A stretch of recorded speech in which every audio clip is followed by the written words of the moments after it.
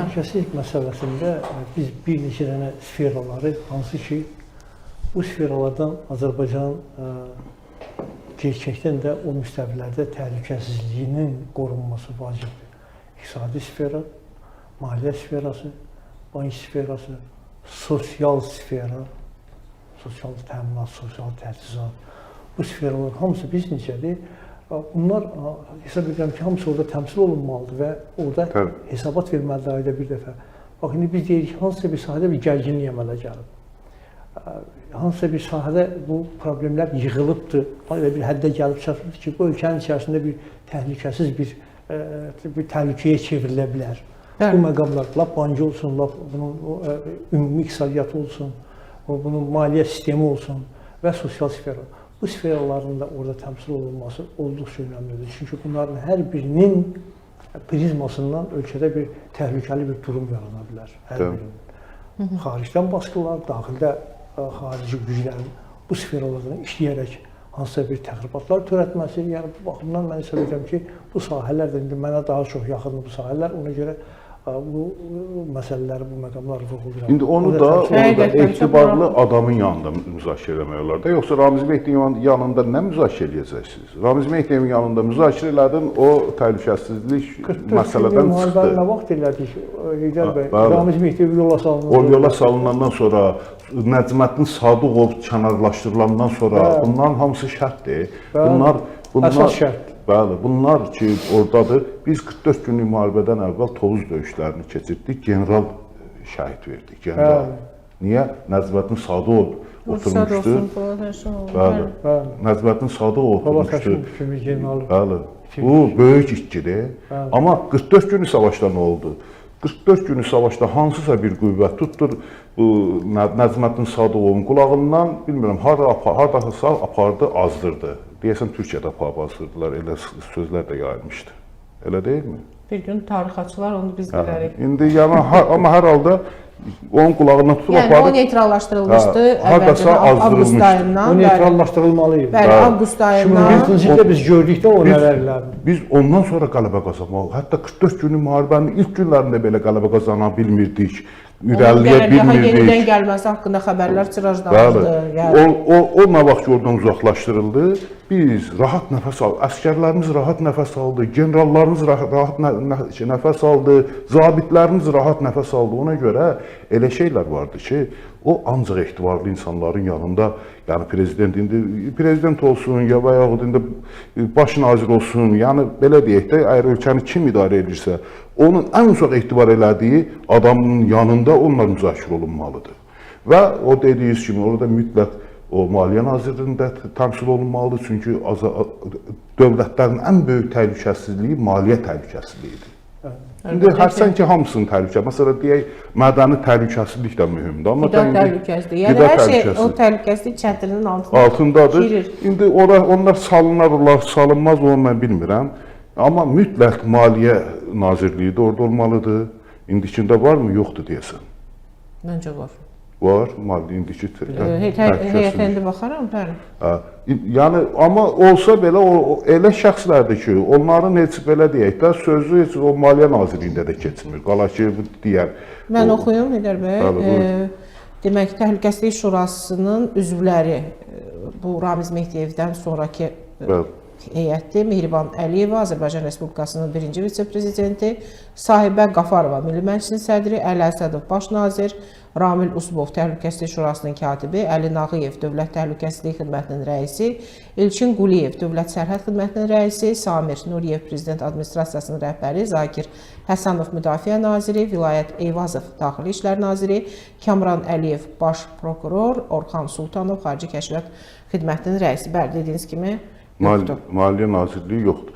Amma orada da bəziləri artıqdır. Onda bizdə var əslində o qurum. Orada bəzi adamlar artıqdır ki, onları təmizləmək lazımdır. Məsələ deyək, Qafarovanın orada nə işi var? Qafarovanın bir ayağı buradadır, bir ayağı Moskvada. Bizim ən çox təhlükə hiss etdiyimiz yer haradır, Aygün xanım? Bunu açıq danışmaq lazımdır. Moskva, Kreml. İndi çox adam mənə deyir, niyə elə açıq danışırsan? Qardaş, mən dövlətimdən danışıram, mən dövlətimin təhlükəsizliyindən danışıram. Mən öz təhlükəsizliyimi düşünə bilmərəm onu. Yəni 26-cı il üçün bizim üçün yenə də ən böyük təhdid Rusiya olaraq qalır. Bəli. Orada Qafarov orada nə edir? Qafarova Polyanitskoya, nə bilim, inşa yaza gəlibdi, olubdu, nə bilim, spiker. İndi də bir ayağı buradadır, bir ayağı Moskvada. Onun orada Bəlkə nə işi siz var? dediyiniz o tendensiya davam edir. Ha, Yəni təhlükəli bəli. adamları təhlükəsizlik şurasına yığmaq tendensiyası. Bəli, indiyə qədər oydu. Amma o deməli amorf bir qurumdur da. Bunu amorf qurumdan çıxartmaq üçün. Amma bu dövlət üçün çox vacib bir strukturdur. Axı onu işlək vəziyyətə gətirmək İşlək vəziyyətə gətirmək üçün o adamlardan təmizlənmək gətirmək lazımdır. Onu bax, Heydər bəy dedi, çox yaxşı deyir. Ən azından ayda bir dəfə onun yığışmalıdırlar. O gündəm məsələləri, həm daxili, həm xarici məsələlər. Təhlükəsizlik şurası nə üçün lazımdır? Yenə deyirəm, məsələ deyək DTX öz içində o bəzi şeyləri eləyir, proses. Amma elə şeylər var ki, bu koordinasiyalı şəkildə aparılmalıdır. O da harda müzakirə olunmalıdır? O da mərkəzində. Bəli, o da Putin qulağındadır. Elə deyilmi? Yəni mənim bildiyim elədir. Mən o məsələ Qafarovanın orada nə işi var? Nə edir Qafarov orada? Qanun hazırlayanda təhlükəsizlik məsələsini müzakirə edirlər. O təhlükəsizlik məsələsinin ona dəxli var.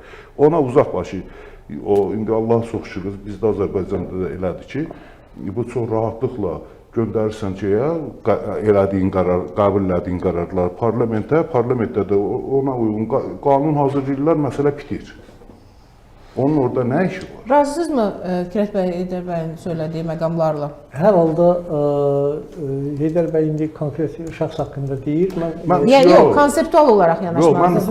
Konseptual mən hesab edirəm ki, bu qurum, bu Təhlükəsizlik Şurası bir qurum olaraq elə formalaşmalıdır ki, bu ən azından ayda bir dəfə yığılsın. Mən dediyim sahələr də orada olsun. Bax, biz bir gün deyirik, məsələn, bəzi problemlərə belə sıradan bir problemlər kimi baxırıq. Biz yəni burada Aygül xanım bizi məni Natiq Cəfərli keçən dəfə çağırmışdı. Azərbaycan iqtisadiyyatının problemlərindən danışdıq biz burada. Bəli. Vallahi sizi inandırım ki, o problemlər bir gün çözülməsə, sabah biz əziyyət çəkəcəyik. Bir gün ondan betər əziyyət çəkəcəyik. Yəni bunlar bəyəm təhlükəsizlik məsələsi deyilmi? Bəli, bunlar hamısı təhlükəsizlik təhdidi yaradacaq sabahlar. Biz ona görə narahatıq. Güclü iqtisadiyyat olmayandan sonra normal büdcən olmayacaq. Normal büdcən olmayandan sonra sən sosial məsələləri həll edə bilməyəsən, əmək haqqları artıra bilməyəsən, nə bilim, təqaüdləri indeksasiya edə bilməyəsən. Ona görə hər şey zəncirvari qaydada bir-birindən bağlıdır. Mən sıradan bir məsələ kimi demədim, orada bu adamlar, bu qurumlar da təmsil olunmalıdır. Bunların hər birində, məsələn, sosial partlayış deyirik də, sosial partlayış nətər yetişir? Ölkə kasıblayır, əhali kasıblayır. Əhali alıcı qabiliyyəti düşür aşağı. Və kənar təsirin imkanları genişlənir. Əmək haqqını, pensiyasını yeyir. Bir dənə maliyyə böhranı yaratmaqla Azərbaycan alt üstünə çevrilir. Təbii. Bəs mən ona görə sıradan bir məsələ kimi demirəm. Sosial məsələ. Məsələn, mən tam keçilikdə indi hardasa bir keçid edirik iqtisadi mövzulara. Dünən sən 100 manatla gedib bazardan aldığın eyni ərzaqları bugün həmən o 100 manata ala bilmirsən. Yəni dünən mən deyəndə bir il bundan qabaq. 2 il bundan qabaq 100 manata aldığın eyni ərzaqları bugün 100 manata ala bilmirsən. Sən buna 150, 160, 170, 200 manat xərcləyirsən. Bu nə deməkdir? Bu yoxdur həm də. El dilində biraz loru desək, kör-kör, gör-gör. Bu qiymətlərin 2 dəfə qalxması deməkdir. Demək, biz təqaüdü bu qədər artıra bilmirik, əmək haqqını bu qədər artıra bilmirik. Bax, bu nəticə etibarilə hara aparır? 400 manat əmək haqqı alan Azərbaycanda nə qədər adam var? Nə qədər çalışanların içərisində nə qədər 400 manat? 400 manat əmək haqqı ilə dolanan insanın o 100 manat misalında gətirdiyim xərcləməsi 2 dəfə artırsa, onun üzü istəyir biraz dobradır, onun beli qırılır. Yəni o ailəsini dolandıra bilmir. Bax, sosial gərginlik buradan yaranır. Bu şeylər bax orada müzakirə çıxarılmalıdır. Bu şeylər gəlib orada ortaya qoyulmalıdır ki, bax bu tendensiya necə gedir. Ondan hansı sağlam vətəndaş mövqeyi gözləmək olar elə. Amma bu tərkib yoxdur. Bu tərkib təbii dəyişilməlidir, elə işlər olmalıdır. İşlər olmalıdır. İşlək vəziyyətə gətirilməlidir. Bu indiki tərkibi işlək vəziyyətə gətirmək mümkün deyil. İndikini hətta Ramiz Mehdiyev orada olanda lap pis. Birbaşa İlham Əliyevdən qabaq o xəbər gedib şeyə çatacaqdı. Bəli, bilirik. Bizim onların hamısından xəbərimiz var. Bu həm də Aynur xanım, mən hesab edirəm ki, bax bu danışdığımız sahələrdə ki, xüsusilə də blok, mən danışdım maliyyə iqtisadi blokda, sosial sferada real sorğular keçirmək lazımdır cəmiyyətdə. Cəmiyyətin durumunu öyrənmək lazımdır. Cəmiyyətin əhvalını öyrənmək lazımdır ki, o məsələlər çıxsın, masanın üstündə müzakirə olunsun ki, bax sorğu keçirmişik, 1000 nəfərdən soruşmuşuq ki, sənin təqaüdün sənə yetir, şərti deyirəm. Bəli.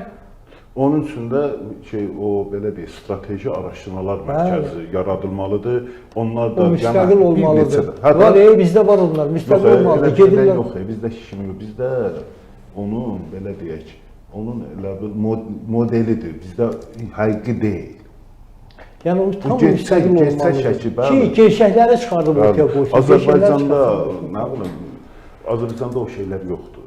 Türkiyədə var, Türkiyədə o SETA var, məsələ deyək ki, o hər şeyi SETA hazırlayır.